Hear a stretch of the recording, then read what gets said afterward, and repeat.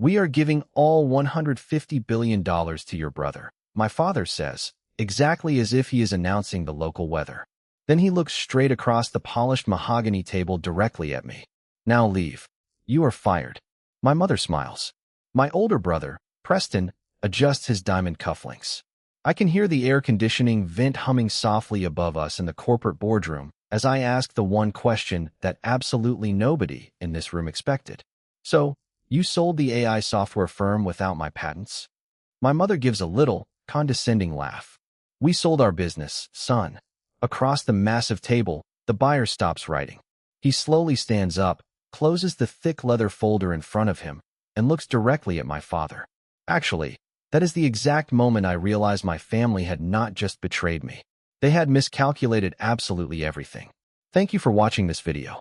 Before I take you back to the beginning, please do me one small favor.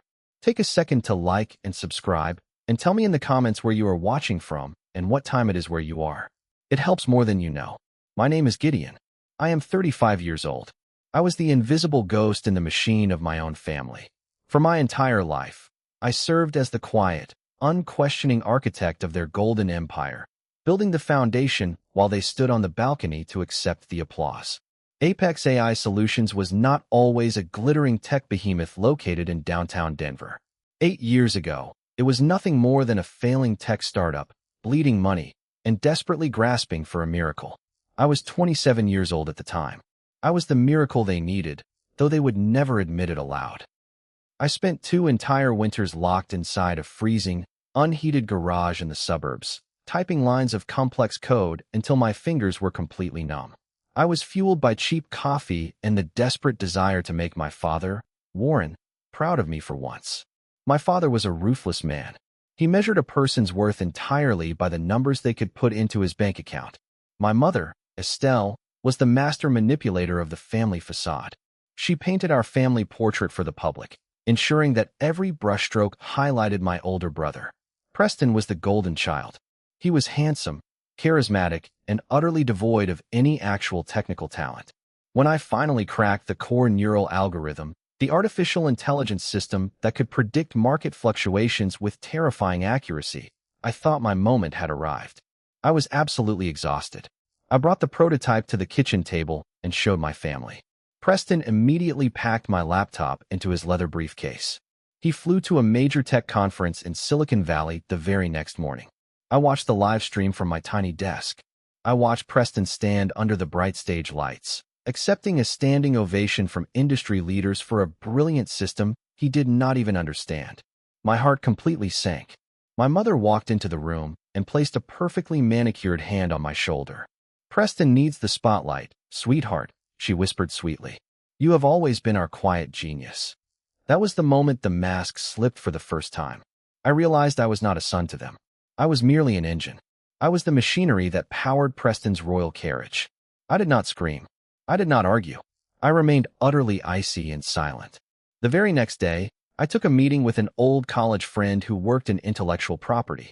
Under his strict advice, I quietly filed the core patents for the algorithm entirely under my own name. I granted my family's company a broad license to use the technology, but I retained the absolute ownership of the source code. It was a boring administrative detail that my father, in his absolute arrogance, did not even bother to read when I slid the licensing agreement across his desk. He just signed it. They did not know that the quiet genius had just built a cage around their entire golden empire. For years, the company exploded in value. The algorithm was flawless. Warren became an industry king. Preston acted like absolute royalty, gracing magazine covers and pretending to be a visionary. I stayed in the basement laboratory. I maintained the systems, updated the neural networks, and watched them parade my life's work around like a trophy they had hunted and killed. I was completely isolated, but I was patient. Everything shifted 6 months ago. The whispers started echoing through the glass hallways of the executive floor. A massive global technology conglomerate had offered to buy Apex AI Solutions. The number was absolutely staggering, $150 billion. When I heard the number, the blood completely drained from my face. My father announced it at a Sunday family dinner. He did not look at me once. He looked only at Preston. "The buyer sees the vision, Preston," Warren declared, raising his glass of expensive scotch. "We are moving to the big leagues." Almost immediately, the trap was set. The dynamics in the office shifted overnight. The golden doors were locked. I noticed that my name was quietly removed from vital calendar invitations. Closed-door meetings multiplied. I would walk past conference rooms and see Preston surrounded by men in sharp suits, laughing and pointing at charts that represented my brain. I was slowly being erased from the narrative. I was the prey, and the predators were circling, completely unaware that the bait they were trying to swallow was made of poison. Then, the legal paperwork arrived in my inbox. Warren called it a routine cleanup file. It was a massive document, full of dense corporate jargon. I printed it out and sat at my kitchen counter for 5 hours. Buried on page 47, I found the snare. It was a clause demanding my explicit, written consent to transfer the original intellectual property license over to the new buyer upon the sale of the company. It also included a tiny addendum waiving my rights to any future claims of ownership. My father walked into my laboratory the next morning. He stood over my desk, casting a long, dark shadow. "Just sign the compliance forms, Gideon," he ordered coldly. "Do not turn a routine paper into a family tragedy." I looked up at his completely unreadable face. "Why do I need to sign away my personal property for your sale to proceed?" His jaw tightened in sheer anger. "Stop acting like this company revolves around you." I told him I needed a few days to review the documents. That night, my mother called me. Her voice dripped with that familiar, toxic sweetness. She told me that Preston was suffering from profound anxiety because of the deal. "This is your brother's moment, Gideon," she pleaded. "Please do not ruin his life just because you are feeling jealous." I hung up the phone. I was absolutely numb. I needed an ally. I turned to Desmond. Desmond was my lead software engineer. We had worked side by side for 6 years. We had eaten cold pizza at 3 in the morning while fixing server crashes. I trusted him. I showed him the document in the break room and asked for his honest advice. Desmond looked nervous. He told me to just sign it, to take whatever small bonus they offered, and to avoid making enemies out of powerful men. 2 days later, I walked into a high-end steakhouse downtown to pick up a takeout order. I froze. Sitting at a corner table, laughing over expensive champagne, were Preston and Desmond. I stood utterly still. The betrayal was absolutely profound. I waited for Desmond in the parking lot. When he walked out, the color completely drained from his face. "They offered me the chief technology officer position," Desmond admitted, stepping backward. "I am looking out for my own future, Gideon. You should do the same." I did not yell. I just looked at him with an icy stare. I realized then that I had no family. I had no friends. I only had my own mind. I drove straight to the office of Margot, an independent intellectual property attorney who was known for being absolutely ruthless. She reviewed my original patent filings and the new corporate documents. Margot leaned back in her chair and gave a very cold, sharp smile. "They can sell the desks," Margot said. "They can sell the building. They can sell the brand. But they cannot sell the algorithm without your signature. If you do not sign, they have absolutely nothing to sell." I decided to remain completely silent. I wanted to see exactly how far my family would go to destroy me. Once I stopped pretending that everything was fine, their sheer cruelty became impossible to ignore. My security clearance to the upper floors was randomly revoked. I was moved to a smaller office near the loading dock. Then, my father summoned me to his penthouse suite. He slid a single, thin envelope across the polished desk. $50,000, Warren stated bluntly. A clean exit. No drama. I stared at the check. It was a severance package. I was required to resign, sign the patent transfer, and walk away forever in exchange for a fraction of what I had built. I looked him dead in the eyes. "You want my life's work for $50,000? I want you out of my sight," he snapped.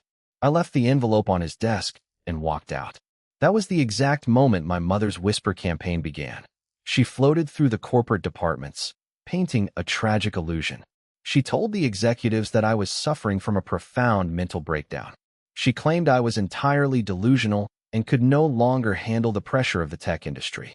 People who had relied on my technical expertise for years suddenly began avoiding eye contact with me in the hallways. The climax of their cruelty happened at the corporate gala. It was a massive, glittering event held to celebrate the impending acquisition. The ballroom was filled with chandeliers, crystal glasses, and the elite society of Denver. Preston was holding court in the center of the room, acting like the supreme king of artificial intelligence.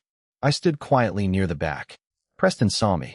He wanted to assert his dominance in front of the board members. He walked over, holding a large glass of expensive red wine. He began loudly lecturing one of my junior engineers, humiliating her over a minor formatting error in a presentation. I stepped between them. "If you have a problem with the engineering team, you speak to me," I said calmly. Preston laughed. It was a cruel, hollow sound. "You really cannot stand it when people do not pay attention to you, can you?" Then, he tilted his hand. The movement was entirely deliberate. The dark red wine poured directly down the front of my white dress shirt and my expensive suit. The entire room went completely silent. The crystal glasses stopped clinking. The music seemed to fade. I could feel the cold liquid soaking through the fabric, chilling my skin. Preston gave a theatrical gasp. "Oops. I guess the artificial intelligence could not predict that, huh?" I looked at my father.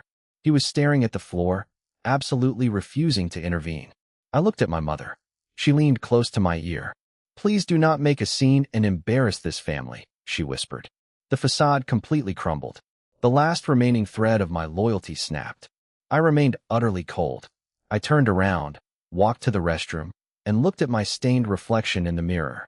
I took out my phone and called Margot. "I am completely done playing the good son," I told her. "Burn their empire to the ground." The next 3 weeks were a masterclass in silent preparation. Margot and I preserved every single email, every server log, and every piece of source code documentation. We discovered something absolutely staggering. After I had refused to sign the $50,000 severance, Preston had panicked. He had secretly hired an external contractor to attempt to hack into my encrypted, isolated servers to steal the root access keys for the algorithm. It was a catastrophic mistake. Margot contacted the contractor, laid out the sheer federal liability of industrial espionage, and the man immediately agreed to become our star witness. He handed over the payment receipts signed by Preston. My family thought they had successfully trapped me. Little did they know, they had just locked themselves inside a federal snare. The morning of the final acquisition meeting arrived. I was not invited, of course, but I walked into the executive boardroom anyway. I pushed open the heavy oak doors just as the meeting was beginning. My father was standing at the head of the table. Preston sat to his right, looking like a triumphant prince. My mother sat quietly with her hands folded. On the opposite side of the table sat Sterling, the lead representative for the buyer, flanked by his massive legal team. My father's face completely drained of color when I walked in. He immediately tried to assert his absolute authority. "We are giving all $150 billion to your brother," my father declared, his voice echoing in the large room. "Now leave. You are fired." I looked at Preston. He smirked. I looked at my mother. She chuckled and said, "We sold our business, son." I did not blink. I turned my attention entirely to Sterling. "So, you sold the AI software firm without my patents?" I asked the room. Sterling stopped writing on his legal pad. He frowned. He slowly stood up, closed his thick leather folder, and looked at my father. "Actually," Sterling said, his voice dropping an octave, "this transaction has not closed. And as of this morning, we have an absolutely catastrophic compliance problem." Warren gripped the edge of the table. "What are you talking about?" Margot walked into the room right behind me. She did not say hello. She simply dropped a massive stack of federal documents directly onto the center of the mahogany table. "This is the intellectual property deed," Margot announced, her voice echoing like a judge handing down a sentence. "Apex AI Solutions possesses a revoked operational license. They do not own the core neural algorithm. My client, Gideon, owns it entirely, and he has not consented to this sale." Preston shot out of his leather chair. "This is absolutely ridiculous. He works for us. He is a disgruntled employee." Margot pulled out a second folder. "Furthermore, we have submitted evidence to the federal court detailing severe corporate wire fraud and industrial espionage. Preston explicitly paid an external entity to hack into my client's private servers to steal the core asset prior to this meeting." The entire room completely froze. The silence was absolutely deafening. I watched the golden masks of my family completely shatter. I watched their empire crumble into dust right before my eyes. "You were trying to steal my brain," I said quietly, looking directly at my father. And you got caught. Sterling looked absolutely horrified. The sheer legal liability of buying a stolen algorithm that was currently the subject of a federal espionage investigation was completely radioactive. Sterling did not even hesitate. "We are withdrawing our offer," Sterling stated firmly. "This acquisition is completely terminated. No funds will be released from the escrow accounts. We are done here." Sterling and his army of attorneys walked out of the room. $150 billion vanished into thin air in less than 60 seconds. Preston collapsed backward into his chair, breathing heavily, his face utterly pale. My father stared at me as if I were a monster. He looked completely aged, completely broken. My mother covered her mouth with her trembling hands. They had tried to throw me out into the cold, and instead, I had locked them outside in the freezing winter they created. I turned around and walked out of the corporate building for the final time. I felt absolutely nothing for them. I was entirely free. 1 year later, I am sitting in the corner office of my own independent technology firm. I am completely at peace. We hold our own patents. We treat our engineers with profound respect. I have built a quiet, brilliant life that no amount of their tainted money could ever buy. Meanwhile, they are utterly ruined. The fallout was completely devastating. Without the core algorithm, Apex AI Solutions hemorrhaged clients. The investors panicked and pulled their funding. My father was forcibly removed from his position as chief executive officer by the enraged board of directors. Preston is currently facing severe federal charges for industrial espionage and corporate fraud. He cannot find a job anywhere in the technology sector. My mother's carefully painted illusion of a perfect, elite family was completely exposed to the public. She is a social outcast in Denver, avoiding the country clubs she used to rule. A few months ago, my mother sent me a long, desperate email. She begged me to help them. She said my father was facing severe health issues due to the stress, and they could not afford the mounting legal fees. I did not reply. I forwarded the message to Margot. I instructed her to anonymously pay the essential hospital bills directly to the medical facility. I did not send my family a single dollar in cash. I did not offer them an ounce of my presence. Blood makes you related. Respect makes you family. I have learned that the ultimate form of justice is not screaming at the people who broke you. The ultimate form of justice is walking away and building an absolutely beautiful life where they are no longer allowed to exist. If you believe that walking away is sometimes the biggest victory, let me know your thoughts in the comments below. Have you ever had to draw a hard line with your own family? Share your story with us. And if you enjoyed this journey of justice, please hit that like button and subscribe for more stories of people taking their absolute power back.